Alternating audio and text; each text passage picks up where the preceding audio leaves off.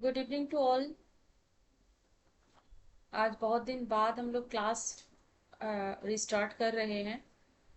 I hope you all are good, you all are doing your study very well. चलिए, जहाँ तक हम लोग कवर कर चुके थे उसके बाद से स्टार्ट करने वाले हैं आज। जैसे कि हम लोगों का कोर्स 5 चल रहा था। कोर्स 5 यानी कि अंडरस्टैंडिंग डिसिप्लिन एंड सब्जेक्ट्स, अनुशासन और विषयों की समझ, ये हमारा कोर्स 5 चल रहा था। इसका जो यूनिट 4 यानी कि mathematics as a subject and discipline, ये हम लोगों का होने वाला था। तब से क्लास थोड़ा इरेगुलर हो गया है ना। तो यहीं से हम लोग स्टार्ट करेंगे। इससे पहले तक यानी कि language as a subject and discipline unit 3, यहाँ तक हम लोग का हो चुका था। वैसे ही ये रिवीजन पे क्लासेस ही हो रहा है, फिर भी आप लोगों में से बहुत लोग क्वेरी किए कि क्लास कैसे नहीं हो रहा है। मतलब आप लोग पढ़ रहे हैं। ठीक है। क्लास मेरे एंड से भी कुछ रीज़न था और मैनेजमेंट से भी कुछ रीज़न की वजह से ये बंद था। तो चलिए, जो भी है अभी हम लोग क्लास को और आगे ले जाएंगे, कंप्लीट करेंगे। ज़्यादा कुछ बचा नहीं है सिलेबस का, पर जितने भी बचा है हम लोग कवर कर लेंगे बिफोर एग्ज़ाम। आप लोगों का एग्ज़ाम रिलेटेड क्वेरी बहुत ज़्यादा रहता है। एग्ज़ाम हो जाएगा, जुलाई में हो जाएगा, टेंशन मत लीजिए। यूनिवर्सिटी जब नोटिफिकेशन यूनिवर्सिटी से निकाला जाएगा तो आप लोग तक पहुंच ही जाएगा। ठीक है। सो अच्छे से प्रिपरेशन लीजिए, एग्ज़ाम तो आ ही जाएगा, है ना। चलिए स्टार्ट करते हैं आज का topic, mathematics as a subject and discipline. एक विषय और अनुशासन के रूप में गणित। ठीक है। इसके अंदर जो सब टॉपिक्स हैं वो क्या क्या है एक बार देख लेते हैं। गणित की प्रकृति और इतिहास, nature and history of mathematics. विद्यालय की पाठ्यक्रम में गणित का स्थान, place of mathematics in school curriculum. दैनिक जीवन में गणित का उपयोग, mathematics in day to day life. अन्य विषयों के साथ गणित का संबंध, relationship of mathematics with other subjects. पहले तो हमको ये समझना है कि मैथमेटिक्स एज ए सब्जेक्ट एक विषय, मैथमेटिक्स गणित जो सब गणित जो है ये कैसा है, कैसा रोल प्ले करता है। फर्स्ट ऑफ ऑल हमको जानना है, समझना है कि what is the difference between subject and discipline. इसको बहुत अच्छे से हम लोग पढ़ चुके थे, इसको बस हम रिकैप कर रहे हैं कि सब्जेक्ट यानी कि जो स्पेसिफिकली एक एरिया, स्पेसिफिक एक मतलब पर्टिकुलर एक नॉलेज का जो कुछ सामान्य चीजें जो करिकुलम में रखा जाता है कि कुछ स्टेप वाइज इस नॉलेज के बारे में हम जानेंगे, है ना। प्रैक्टिकली हम एक पर्टिकुलरली एक नॉलेज के बारे में जब जानना चाहते हैं और एक प्रोफॉर्मा, एक फ्रेमवर्क के अंदर ही हम उसको समझ पाते हैं, जान पाते हैं, और फिर उसको हम चेक भी करते हैं कि कहाँ तक हम उस विषय के बारे में हम जान चुके हैं। थ्रू एग्जाम हम उसको चेक कर लेते हैं कि कितना नॉलेज हम गेन किए हैं। तो सब्जेक्ट का जो स्कोप है, सब्जेक्ट का जो परिधि है वो इतना तक ही है, सीमित। इसके आगे हम इस टॉपिक रिलेटेड बात नहीं करते हैं कि क्यों ये एक पर्टिकुलर ज्ञान, नॉलेज के अंदर जो भी चीजें हम जानते हैं। फॉर एग्जाम्पल मैथमेटिक्स, मैथमेटिक्स आपको स्कूल लेवल में पढ़ाया जाता है। तो क्या होता है, स्कूल लेवल पे हर क्लास में कुछ कुछ मैथमेटिक्स का सब टॉपिक रखा जाता है ना। तो उसी को हम सब्जेक्ट बोलते हैं। अब उसके अंदर कुछ कुछ सिलेबस स्पेसिफाई कर दिया जाता है कि क्लास 7 के लिए ये सिलेबस फॉलो होगा, ये टेक्स्ट बुक फॉलो होगा, ऐसे क्वेश्चंस पूछा जाएगा चेक करने के लिए नॉलेज को। तो मतलब एक वेल स्ट्रक्चर्ड एक फ्रेमवर्क हमको मिलता है जब हम सब्जेक्ट को जानना चाहते हैं। पर वही चीज अगर डिसिप्लिन को रिप्रेजेंट करता है तब उसका स्कोप और बढ़ जाता है। डिसिप्लिन के अंदर एक पर्टिकुलर सब्जेक्ट, जैसे फॉर एग्जाम्पल मैंने अभी अभी बताया कि मैथमेटिक्स, मैथमेटिक्स जब सब्जेक्ट होता है, जब स्कूल कॉलेजेस में पढ़ाया जाता है, तब उसका कुछ उद्देश्य रहता है कि ये मेरा इस क्लास के लिए, इस सब्जेक्ट के लिए ये इतना ही उद्देश्य है, इतना ही ऑब्जेक्टिव्स है और उसको पूरा करना है थ्रू आउट ए ईयर, तब वो सब्जेक्ट कहलाता है।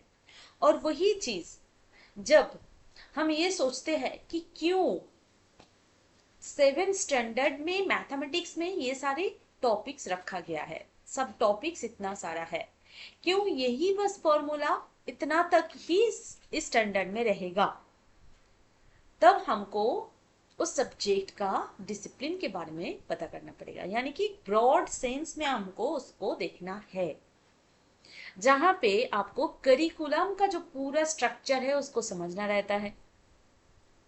पूरे स्कूल लेवल, कॉलेज लेवल का जो भी करिकुलम हर एक स्टैंडर्ड का होता है उसको देखना पड़ता है। ऐसे डिसिप्लिन के अंदर बहुत ब्रॉड एस्पेक्ट से चीजें आ जाता है, जहां पे जो थ्योरी डेवलपमेंट की बात होती है कि मतलब रिसर्च लेवल पे जब हम एक सब्जेक्ट को देखते हैं, हर सब्जेक्ट का दोनों एस्पेक्ट होता है, एक सब्जेक्टिव एस्पेक्ट और दूसरा है डिसिप्लिनरी एस्पेक्ट। तो सब्जेक्ट में क्या होता है, वेल स्ट्रक्चर्ड फ्रेमवर्क रखा जाता है और उसके अंदर ही जितनी चीजें हैं हमको पढ़ना रहता है। और डिसिप्लिन में बियॉन्ड द स्ट्रक्चर आपको जाना रहता है कि आपको देखना पड़ेगा कि हाँ हर एक स्टैंडर्ड में क्यों एक एक सब्जेक्ट में ये सारे करिकुलम रखा गया है। तो आपको इसको देखना है कि सब्जेक्ट एक नैरो सेंस में बनता है यहाँ पे, और डिसिप्लिन का अप्रोच ब्रॉड रहता है। ठीक है, तो यही है बेसिक डिफरेंस सब्जेक्ट और डिसिप्लिन का। मैथमेटिक्स को अगर देखा जाए एक सब्जेक्ट के तौर पर, तो यहाँ पे क्या रहता है कि यहाँ पे आपको नंबर के बारे में पढ़ना है, सेप्स, फॉर्मूला, कैलकुलेशन, ये सारे कुछ स्ट्रक्चर्ड एकेडमिक सिलेबस रहता है, उसके बेसिस पे पढ़ाया जाता है। यही है मैथमेटिक्स एज ए सब्जेक्ट का आप डेफिनेशन बोल सकते हैं, है ना।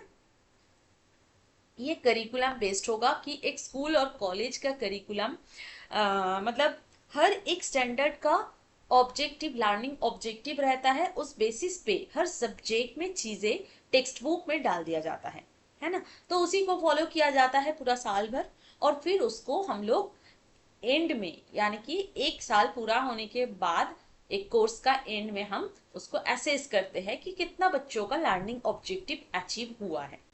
तो ये करिकुलम बेस्ड होता है। सब अगर देखा जाए मैथमेटिक्स के अंदर arithmetic, algebra, geometry, trigonometry, calculus, stat, ये सारे रहता है। डेली लाइफ में इसको यूज किया जाता है। डेली लाइफ में इसको कैसे हम यूज करते हैं, डेली लाइफ पे कैलकुलेशन, आप मार्केट गए हैं, शॉपिंग करने गए हैं, आपको कितना बैलेंस मिल रहा है उसको चेक करने के लिए, आपको कुछ इकोनॉमिक प्लानिंग बनाना है, फैमिली प्लानिंग बनाना है, तो हर जगह पे इसका यूज आपको देखने को मिलेगा। स्किल डेवलपमेंट जैसे कि रीजनिंग, ये लॉजिकल रीजनिंग, ये एक स्किल होता है, उस पे कमांड लाना, एक्यूरेसी यानी कि मैथमेटिकल सॉल्यूशन में एक्यूरेसी लाना, प्रॉब्लम सॉल्विंग स्किल, ये सारे डेवलपमेंट करने के लिए इसको यूज किया जाता है ना। फिर है support for other subjects, other subject के लिए भी इसको, अदर सब्जेक्ट को भी ये हेल्प करता है, जैसे साइंस, इकोनॉमिक्स, कॉमर्स, टेक्नोलॉजी, इन सारी सब्जेक्ट में भी मैथमेटिक्स का एक रोल रहता है, जब हायर स्टडीज में हम जाते हैं तब हमको देखने को मिलता है। देन ये एग्जामिनेशन ओरिएंटेड होता है, हर सब्जेक्ट एग्जामिनेशन ओरिएंटेड ही होता है स्कूल कॉलेज लेवल पे, क्योंकि यहाँ पे एक स्ट्रक्चर्ड सिलेबस फॉलो किया जाता है और लर्निंग ऑब्जेक्टिव कितना अचीव हुआ है उसको देखने के लिए हमको एग्जाम लेना ही पड़ता है। Then mathematics as a discipline, discipline में क्या होता है, ये ब्रॉड फील्ड ऑफ स्टडी जहाँ पे थियोरिटिकल बेस्ड रहता है, रिसर्च के लिए स्कोप रहता है और independent method of inquiry and development रहता है। यानी कि एक सब्जेक्ट है, पर्टिकुलरली मैथमेटिक्स को अगर आप पकड़ते हैं तो क्या होता है, आप हायर स्टडीज में जब उस सब्जेक्ट में जाते हैं तब क्या होता है उसको और सब्जेक्ट बोलने का जरूरत नहीं है, क्योंकि वहां पे और कुछ ओएल स्ट्रक्चर्ड फ्रेमवर्क आपको देखने को नहीं मिलेगा। वहां पे आपके पास कुछ कुछ थ्योरेटिकल फाउंडेशन रहना चाहिए कि हाँ मैथ का ये थ्योरेटिकल फाउंडेशन है, इसके बारे में आपको जानना ही है और उसके बेसिस पे आप कुछ नया इन्वेंशन कर सकते हैं, कुछ डिस्कवर आप कर सकते हैं आप वहां पे, और आपको आपका कोई बाउंडेशन नहीं रहेगा, उसका स्कोप और बढ़ जाता है। इंडिपेंडेंटली आप कुछ इंक्वायरी कर सकते हैं। मैथमेटिक्स में क्या होता है, एब्स्ट्रैक्ट कंसेप्ट के बारे में आप पढ़ सकते हैं, स्ट्रक्चर डेवलप कर सकते हैं, लॉजिक और रीजनिंग को यूज करते हुए दोनों का क्या इंटर रिलेशनशिप है उसको डेवलप कर सकते हैं। ऐसे मतलब ये ब्रॉड सेंस में जब इस सब्जेक्ट को देखना चाहेंगे तब और वो सब्जेक्ट नहीं कहलाएगा, तब उसको आप डिसिप्लिन कह सकते हैं। Then theoretical framework, theoretical framework तो आपको पढ़ना ही है, हर सब्जेक्ट का कुछ थ्योरेटिकल फाउंडेशन रहता है, उसके बारे में आपको नॉलेज रखना ही पड़ेगा, तब जाके आप उसका उस रिलेटेड कुछ नया आप डेवलप कर सकते हैं। आप रिसर्च करने जाएंगे, आपको हर सब्जेक्ट में किसी भी सब्जेक्ट में आप जाइए, आपको पहले ये पूछा जाएगा क्या आपको इस टॉपिक का जो फाउंडेशनल थ्योरी है उसके बारे में आपका कुछ जानकारी है क्या नहीं। अगर नहीं भी है उसको डेवलप करना है और उसमें कमांड रखना है, बहुत इन डेप्थ नॉलेज का जरूरत है थ्योरेटिकल एस्पेक्ट रिलेटेड, तभी आप उस पे उसके बेसिस पे कुछ नया आप क्रिएट कर सकते हैं, आगे जा सकते हैं, है ना। ब्रांचेस अगर देखा जाए, एक तो है प्योर मैथमेटिक्स जहाँ पे नंबर थ्योरी रहता है, और दूसरा है अप्लाइड, यानी कि मैथमेटिक्स को मॉडल जैसे यूज करके आप अप्लाई करके देख सकते हैं, applied mathematics. Interdisciplinary role, it interacts with computer science, physics, engineering, social science, सब सब्जेक्ट के साथ इंटर रिलेशनशिप है मैथमेटिक्स का। अब सोशल साइंस में मैथ्स कहाँ से आता है आप पूछेंगे, भाई आपको तो पढ़ना ही पड़ेगा स्टैट, हर सब्जेक्ट में स्टैट तो आ ही जाता है, आखिरी में आप देखेंगे तो हर सब्जेक्ट में स्टैटिस्टिक्स तो कम से कम आ ही जाता है, तो स्टैट भी one of the part of mathematics, ये भी तो मैथमेटिक्स का ही पार्ट है ना। तो हर सब्जेक्ट के साथ किसी ना किसी प्रकार से ये मैथ्स जुड़ा रहता है। Then research based involves formulation of theorems, proofs, discovery of new methods, ये रिसर्च बेस्ड बेसिकली होता है। थ्योरम को फॉर्मुलेट करना रहता है, प्रूव करना रहता है, ऐसे ऐसे बहुत सारी चीजें रिसर्च बेस्ड यहाँ पे रहता है मैथमेटिक्स डिसिप्लिन के अंदर। Global language functions as a universal language for scientific communication, scientific communication के तौर पर अगर देखा जाए तो मैथमेटिक्स में कुछ यूनिवर्सल लैंग्वेज यूज होता है, ये कभी नेशन टू नेशन चेंज नहीं हो जाता है। कुछ लैंग्वेज मैथ के अंदर जो टर्म्स यूज किया जाता है, जो लैंग्वेज यूज किया जाता है वो यूनिवर्सल होता है, ठीक है। academic and professional growth leads to careers in academia, data science, engineering and research, ये आप अगर हायर स्टडीज में जाएंगे तो वहां पे भी आपको यहाँ से इस सब्जेक्ट से इस पर्टिकुलर डिसिप्लिन से आपको मतलब करियर आपका अच्छा बन सकता है। आप एकेडमी में भी आए, यानी कि टीचिंग, रिसर्च इस लाइन पे भी आए, या फिर डेटा साइंस इंजीनियरिंग में भी जाए, तो मैथमेटिक्स सब्जेक्ट से आपको मतलब फ्रूटफुल आइडिया मिलेगा। फिर आ जाते हैं नेक्स्ट टॉपिक, हाँ इसी का पार्ट है nature. Nature and history of mathematics first सब टॉपिक है इस यूनिट का। नेचर क्या है? First of all abstract and logical. Mathematics एक ऐसा सब्जेक्ट है जहां पे आपको एब्स्ट्रैक्ट चीजें देखने को मिलेगा, like numbers, shapes, patterns, relationship that are not tangible, यानी कि जो आपके सामने हमेशा आपको देखने को नहीं मिलेगा पर उस चीज का एग्जिस्टेंस है, वही तो है एब्स्ट्रैक्ट कंसेप्ट। तो आपको मैथमेटिक्स में एब्स्ट्रैक्ट चीजें देखने को मिलेगा। आपको ऐसा ऐसा मैथ्स पूछा जाएगा कभी आप सोच भी नहीं सकते हैं, है ना।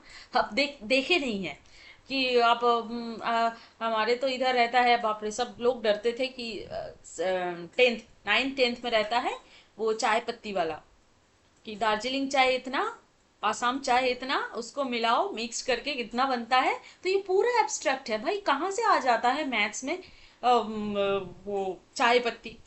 अब पूरा एब्स्ट्रैक्ट है, आपको सोचना पड़ेगा। आप जितना सोच सकते हैं उतना ही आपके लिए मैथ्स अच्छा लगेगा, है ना।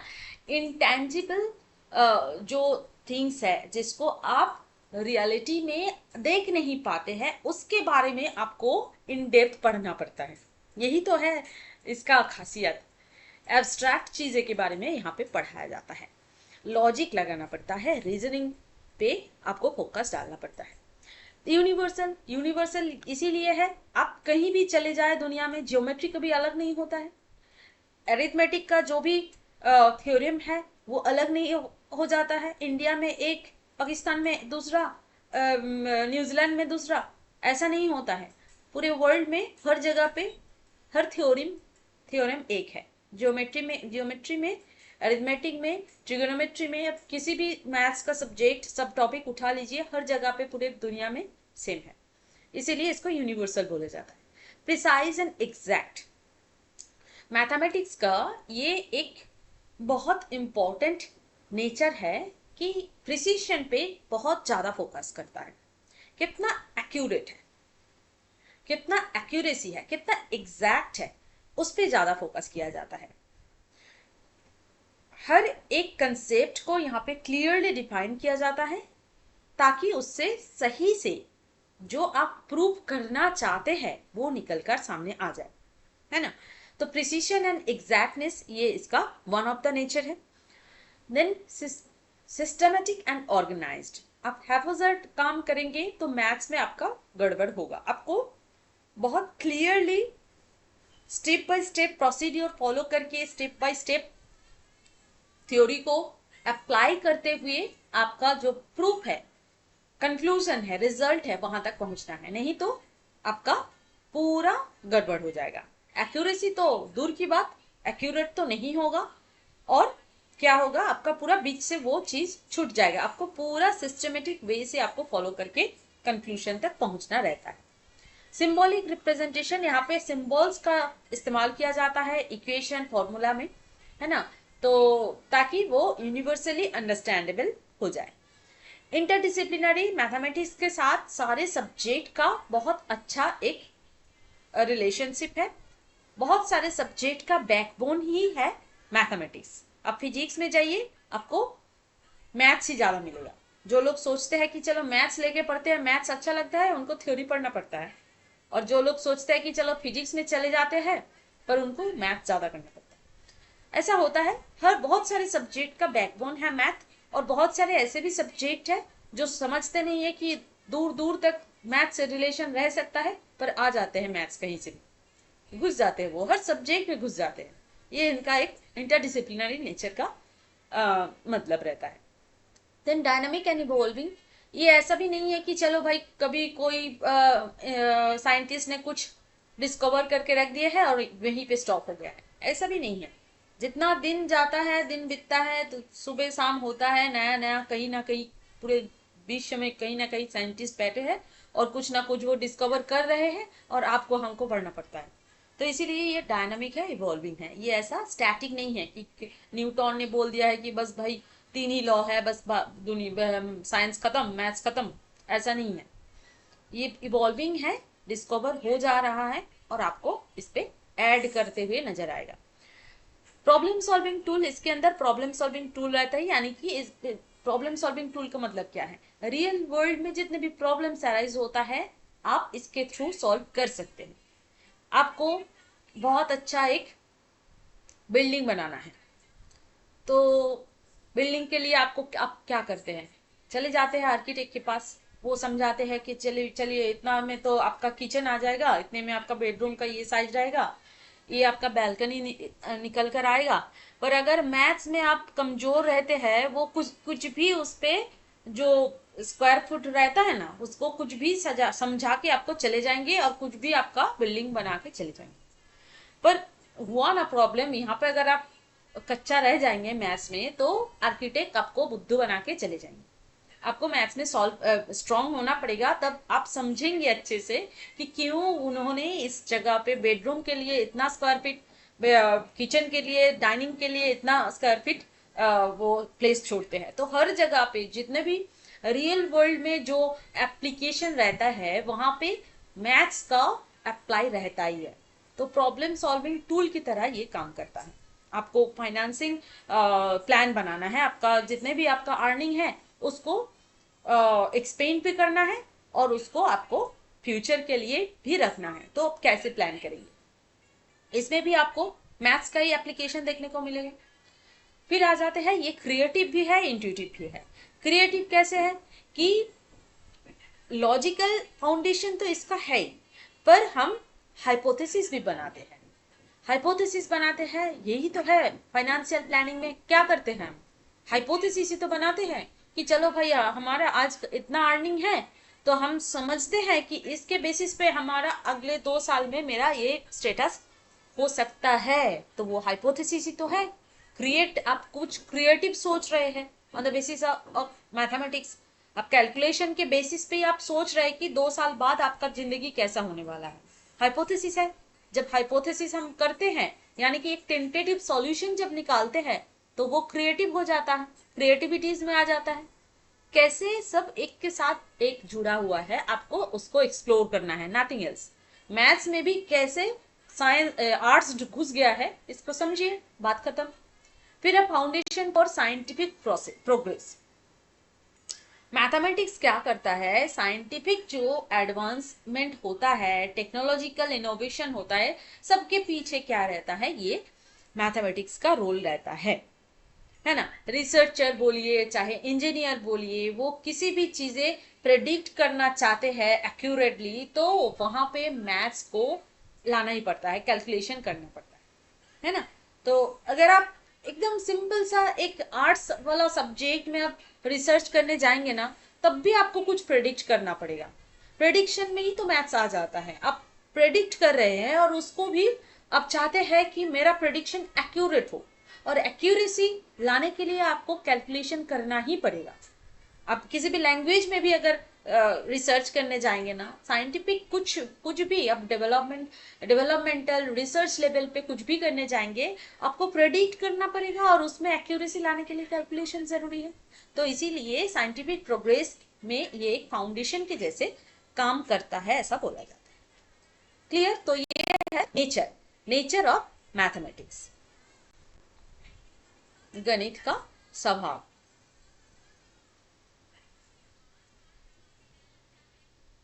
उसके बाद हम आ जाते हैं हिस्ट्री ऑफ मैथमेटिक्स। मैथमेटिक्स का हिस्ट्री क्या है? First of all it origins, थोड़ा काला ले लेते हैं, ठीक है। Origins in ancient civilisation, ancient civilisation में इसका ओरिजिन हुआ था ऐसा माना जाता है। कैसे, कब हुआ था, कौन सा सिविलाइजेशन में? Mesopotamia, Egypt, Indus valley civilisation, बहुत पुराना है सब, हाँ लगभग 5000 BC ऐसा है। तो इस टाइम पे ये मतलब मैथमेटिक्स का रूट है इस टाइम पे, ऐसा माना जाता है। मतलब कैसे पता चलता है कि इस टाइम पे मैथ्स का एवोल्यूशन हुआ था, कि जब हमको एग्रीकल्चर इस टाइम का ट्रेडिंग जो कल्चर रहा है इस टाइम पे, या फिर इन लोगों का जो कंस्ट्रक्शन था, या फिर एस्ट्रोनॉमिकल प्रोग्रेस, जितना भी हमको हिस्ट्री के थ्रू मिला है, सॉरी, उससे पता चलता है कि हाँ, इस समय से मैथ्स रिलेटेड चीजें इन लोगों को पता था, जानकारी मिल चुका था। तो इसीलिए ऐसा माना जाता है कि origin of mathematics subject Mesopotamia, Egypt, Indus valley civilisation के साथ जुड़ा हुआ है। देन डेवलपमेंट ऑफ न्यूमरल्स, जैसे नंबर्स या फिर न्यूमरल सिस्टम, ये सारी चीजें अलग अलग रीजन में अलग अलग तरीके से इवॉल्व हुआ था।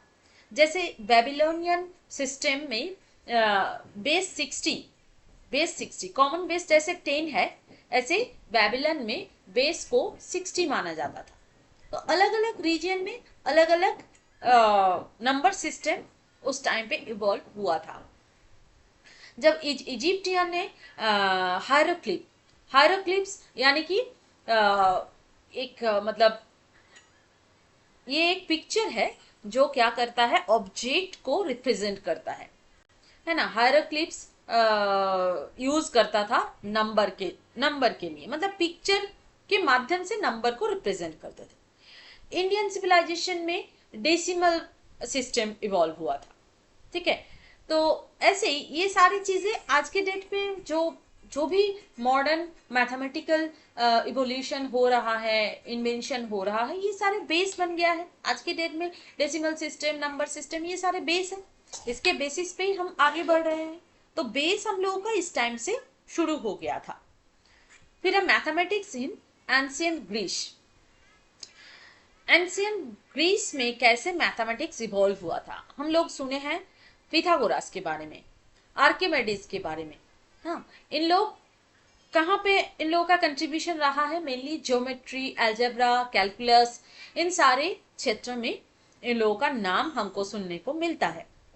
एलिमेंट्स एलुसिड क्या किए थे, एलिमेंट्स के बारे में जो ज्योमेट्री में काम आता है। ज्योमेट्री में एलिमेंट जैसे हम यूज करते हैं, ये भी ऐसे ही एंशिएंट ग्रीस में ये इवॉल्व हुआ था। Contributions of Indian mathematics.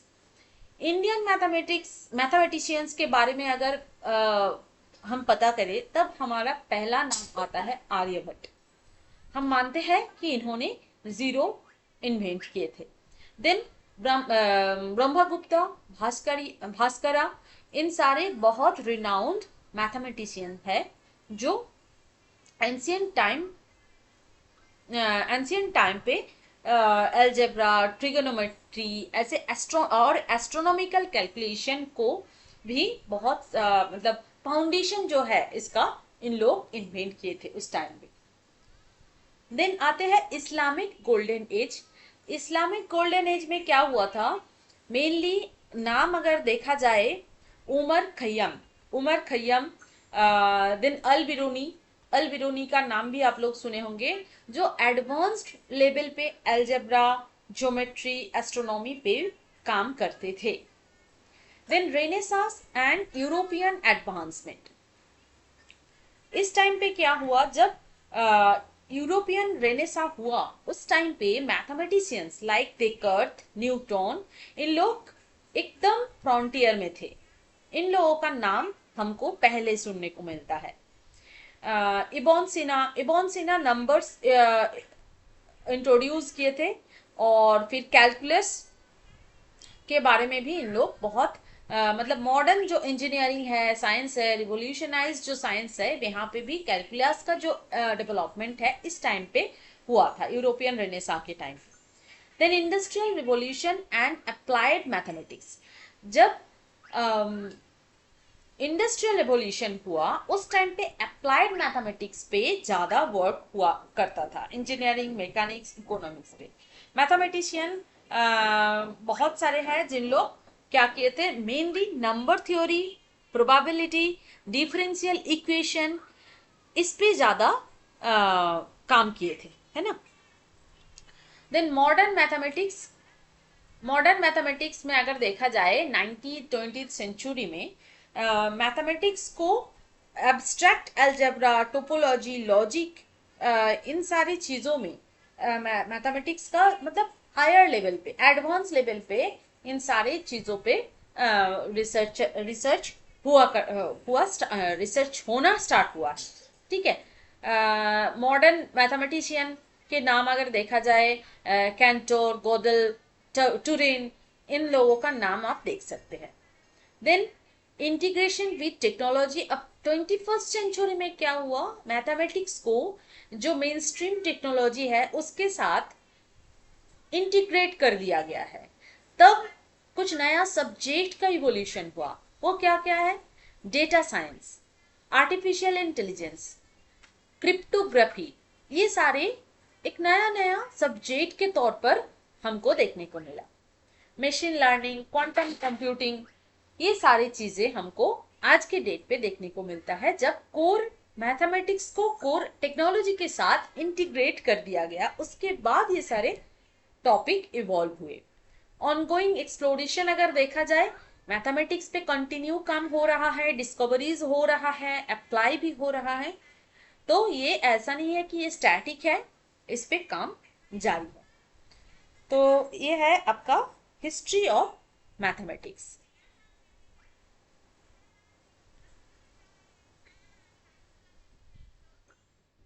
उसके बाद हम चले जाते हैं place of mathematics in school curriculum.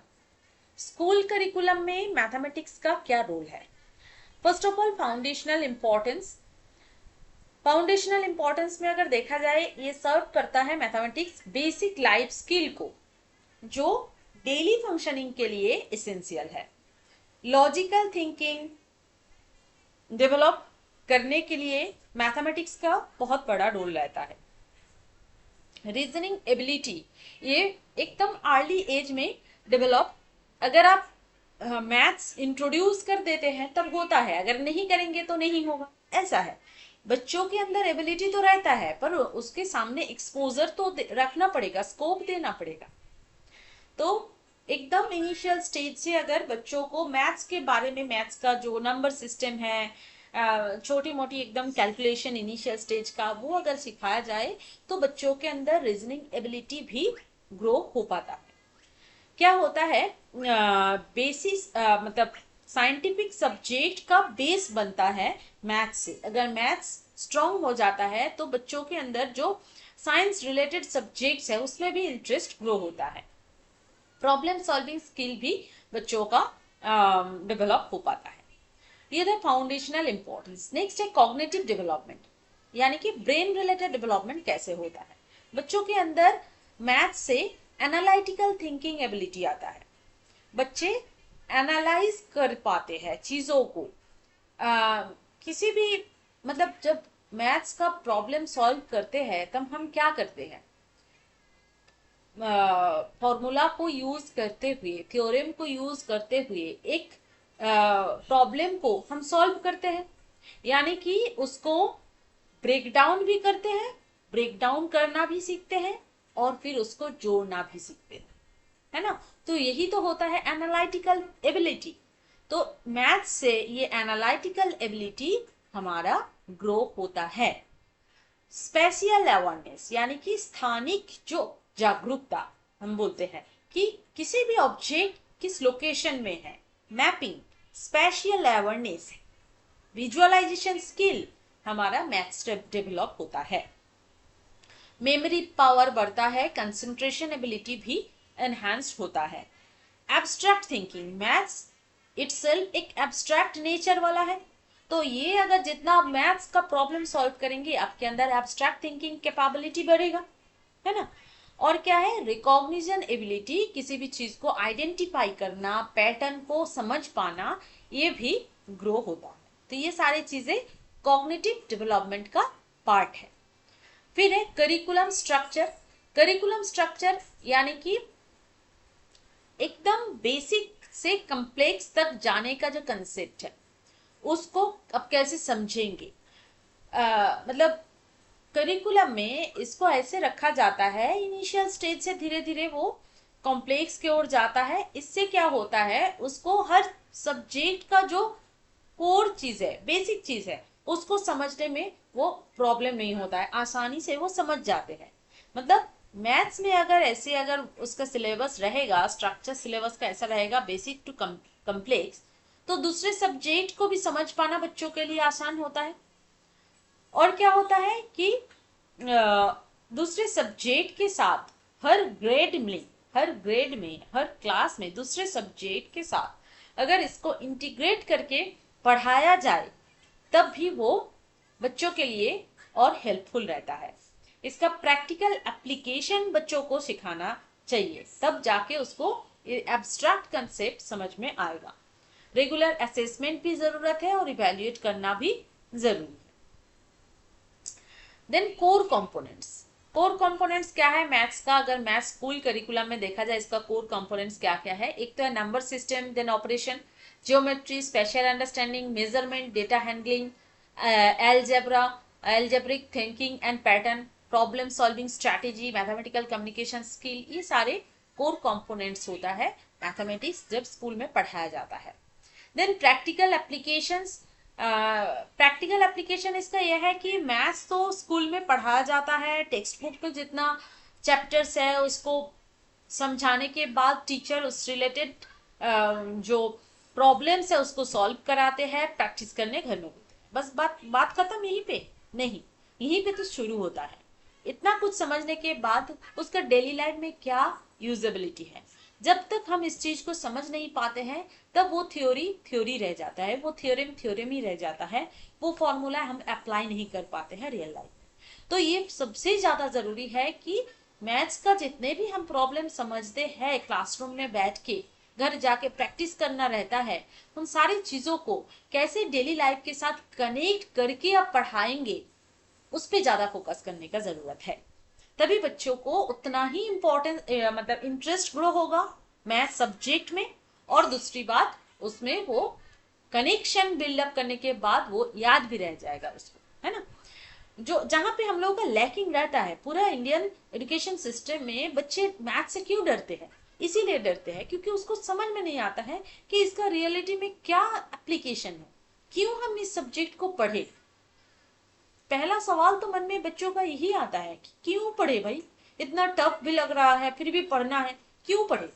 उसको एक भी रीजन अगर टीचर उसको एक्सप्लेन कर देते हैं ना, तब वो उसका इंटरेस्ट ग्रो हो जाता है और वो खुद बैठ जाते हैं कि हाँ इसका प्रॉब्लम हमको सॉल्व करना है, ये फॉर्मूला है, चलिए देखते हैं कि कहाँ इसको अप्लाई किया जाए। यहीं पे हम लोगों का लैकिंग हो जाता है।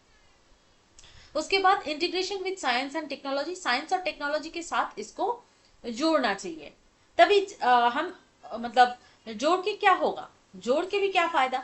साइंस और टेक्नोलॉजी के साथ जब हम इसको इंटीग्रेट कर देंगे, हम अभी बताए कि नया नया बहुत सारे सब्जेक्ट इवॉल्व हुआ है, artificial intelligence, data science, IoT, ऐसे बहुत नया कुछ हमको आज के डेट में टेक्नोलॉजी देते हैं, पर उसका बेस क्या है? मैथ्स। तो आपको मैथ्स भी जानना है और उसके साथ साथ इसको ऐड ऑन करके भी, इंटीग्रेट करके भी बच्चों को समझाना है कि देखिए कैसे मैथ्स के साथ टेक्नोलॉजी, साइंस सब मिलके एक नया हमको कुछ सीखने को मिलता है ना। एप्लीकेशन इन फाइनेंशियल लिटरेसी यानी कि आपको फाइनेंस में स्ट्रांग होना है। अब बड़े बड़े तो होना ही है आपको, आपका एज जब बढ़ेगा स्कूल का जो बाउंड्री है उसको क्रॉस करना ही है, कॉलेज भी क्रॉस करना है, फिर आपको अर्न करना है। जब आप अर्न करने लगेंगे आपको फाइनेंशियल लिटरेसी का जरूरत पड़ेगा, पर हम बचपन से इस चीज को सिखाते नहीं है, प्रॉब्लम यहीं पे हो जाता है। बाद में जब हम बड़े हो जाते हैं, जब नौकरी ढूंढने जाते हैं, तब हमको फाइनेंशियल लिटरेसी के बारे में कुछ पता ही नहीं रहता है। तब हम कैसे पैसा अगर अर्न भी कर ले तो उसको एक्सपेंड करने का हमको तरीका नहीं पता रहता है। तो इसीलिए एप्लीकेशन ओरिएंटेड होना चाहिए, जितने भी क्लास में पढ़ाया जाए चीजें वो एप्लीकेशन बेस्ड होना जरूरी है। Use in measurements and estimation, measurement में, एस्टिमेशन में इसका यूज कैसे किया जाता है उसको भी पढ़ाना जरूरी है। Role in understanding data and statistics, data को एनालाइज करना, डेटा आपको मिल गया है उसको एनालाइज करना प्रॉपरली, स्टैट को समझ पाना, इन सारी चीजों में भी मैथ्स का रोल रहता है। देन स्किल डेवलपमेंट, क्या क्या स्किल डेवलप कर सकते हैं आप थ्रू मैथमेटिक्स? क्रिटिकल थिंकिंग, आप क्रिटिकली सोचने का आपका एबिलिटी इनहेंस होगा। अरिथमेटिक कैपेबिलिटी बढ़ेगा। आप आपको एस्टिमेट करना आएगा और वो एस्टिमेशन भी एकदम एक्यूरेट होगा, है ना। जितना आप मैथ्स में स्मार्ट होंगे आपका अप्रोक्सीमेशन उतना ही स्मार्ट हो जाएगा, आप उतना ही अप्रोप्रिएटली सोच पाएंगे, मतलब एस्टिमेट कर पाएंगे। इंटरप्रेट करने का एबिलिटी, डेटा इंटरप्रिटेशन का एबिलिटी एनहांस होगा। लॉजिकल सीक्वेंसिंग, ऑर्गेनाइजेशन, ये सारी चीजें आपको स्किल, ये सारे स्किल आपका डेवलप होगा। Educational objectives, building strong mathematical foundation, developing mathematical literacy, और क्या है, creating confidence in problem solving, preparing higher education के लिए। तो भाई आपको मैथ अगर स्ट्रांग होगा हायर एजुकेशन में, आपका बहुत सारे मतलब डोर ओपन हो जाता है ना। करियर में आप बहुत इजीली स्मार्टली रेडी हो पाते हैं। तो ये गया आपका place of mathematics in school curriculum.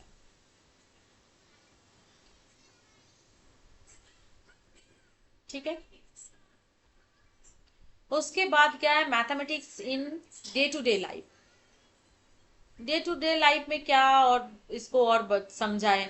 Shopping करने गए, डिस्काउंट मिल रहा है, कितना आपको दिखाता है कि 30% डिस्काउंट, और प्राइस क्या है 3000, आपको तुरंत उसका 30% डिस्काउंट कैसे कैलकुलेट करना पड़ेगा। ऐसे ही इसमें कुकिंग बेकिंग में भी, कुकिंग में भी भाई मैथ्स इसमें भी लगता है, कितना रेशियो में, कितना प्रोपोर्शन में आप इंग्रेडिएंट्स को यूज करेंगे, वहां पे तो मैथ्स तो है ही। ट्रैवलिंग में, नेविगेशन में, हर जगह पे आपको ट्रैवल रूट प्लान करना है। आपको पेट्रोल कितना कीमत बाबा कितना महंगा आता है, उसको भी कैलकुलेट करना है कि इतना डिस्टेंस है, इतना डिस्टेंस कवर करने के लिए कितना पेट्रोल लगेगा, कितना पैसा लगेगा, कितना टाइम लगेगा, ये सारे एस्टिमेशन आप इजीली कर सकते हैं। फिर टाइम मैनेजमेंट, यहाँ पे भी मैथ्स है। मेजरमेंट एंड कंस्ट्रक्शन, जियोमेट्री का, यहाँ पे आप जब मतलब कुछ कंस्ट्रक्शन में देखें तो ज्योमेट्री का यूज आता है। हेल्थ फिटनेस में भी, अगर आप डेली एक्सरसाइज रूटीन फॉलो करते हैं, आपका कितना वेट गेन हुआ, कितना कैलोरी लॉस हुआ, इसमें भी मैथ्स आ जाता है। बैंकिंग इन्वेस्टमेंट में, यहाँ पे भी आपका इंटरेस्ट रेट क्या दे रहे हैं, लोन रीपेमेंट, इन्वेस्टमेंट ट्रिप्स, ये सारे इसमें प्रॉफिट कितना हुआ है, कितना लॉस हो सकता है, परसेंटेज, कंपाउंड इंटरेस्ट, इसको समझने में आपको मैथ्स का यूज इसमें भी होता है। वेदर, क्लाइमेट, कितना टेम्परेचर दिखा रहे हैं, कल कितना हो सकता है, कब रेनफॉल होगा, क्या विंड स्पीड रहा है, ये सारी चीजों में भी मैथ्स आ जाता है। टेक्नोलॉजी, गैजेट्स, आप स्मार्टफोन खरीदे हैं, स्मार्ट वॉच है, कंप्यूटर है, ऐप यूज कर रहे हैं बहुत सारे, वहां पे भी मैथमेटिकल एल्गोरिदम ही रहता है। स्पोर्ट्स में, गेम में, यहाँ पे भी स्टैटिस्टिक्स रहता है, एजम्पशन रहता है, प्रेडिक्शन रहता है, प्रोबेबिलिटी रहता है। देन इवेंट्स और logistic, planning events and logistic, इसमें भी रहता है कि कितना कॉस्ट आपको आ रहा है, कैलकुलेट करना है। सिटिंग अरेंजमेंट, ये सारे स्केड्यूलिंग, टाइम टेबल टू पॉडी, तो ये सारी चीजें इसमें आ जाता है। मैथ्स इसमें भी आ जाता है। डिसीजन मेकिंग, आपको अप्रोप्रिएट डिसीजन लेना है, तब भी आपको ये काम आएगा। ठीक है, उसके बाद हम सीधा चले जाते हैं, एक मिनट, हाँ, हम आते हैं अब लास्ट वाला पोर्शन है, इसको कवर करेंगे 2 मिनट में मैं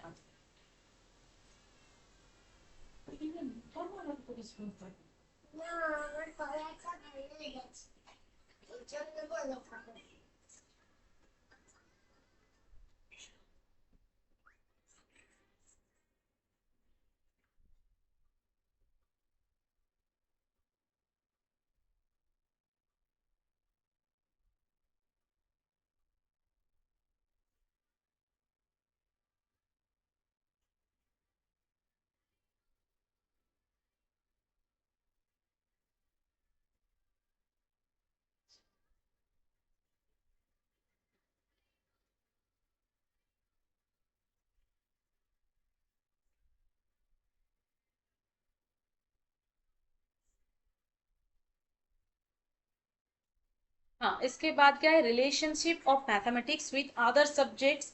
इसको भी अभी अभी हम लोग डिस्कस किए हैं ज्यादा इन डिटेल, और इसको देखने का क्या है, ज्यादा कुछ है नहीं। मैथ्स के साथ साइंस का यही चीज रिपीट हो रहा है, आप बोर हो जाएंगे। सेम चीजें, इसको और डिफाइन करने का मुझे नहीं लगता है और ज़रूरत है। आर्ट्स में अगर देखा जाए, लैंग्वेज, लैंग्वेज आर्ट्स में जैसे कि रिदम को समझना, मीटर इन पोइट्री, ये सारी चीज़ें मैथ्स यहाँ पे आ जाता है।